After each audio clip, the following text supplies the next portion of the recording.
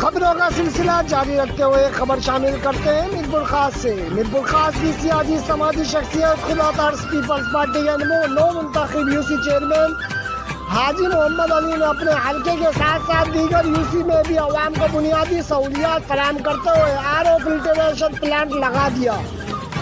اپنی والدہ کے نام سے منسوب تیسرا زبیدہ RO فلٹر پلانٹ نصب کروا دیا، جس کا باقاعدہ افتتاح 10 فروری جمعہ 4 بجے تنظیمات اہل سنت کے علامہ صادق حسین جناب شاکر حسین شاکر چیئرمین حاجی محمد علی نے کیا۔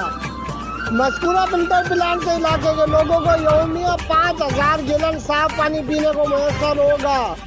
اس موقع پر میڈیا سے بات کرتے ہوئے علامہ صادق حسین سعیدی صاحب کا کہنا تھا کہ چیئرمین حاجی محمد علی دوسری یو سی سے منتخب ہوئے پر یہ میرپور خاص کے تمام شہر کا درد رکھتے ہیں اور ہمیشہ پیش رہتے ہیں۔ چیئرمین کا کہنا تھا میری کوشش ہے کہ ہر علاقے میں ایک اپنی والدہ کے نام سے منسوب RO فلٹر پلانٹ ضرور لگاؤں اور مجھے خوشی ہوتی ہے کہ میں متوسط طبقے کے اچھے انداز سے خدمت کر سکوں۔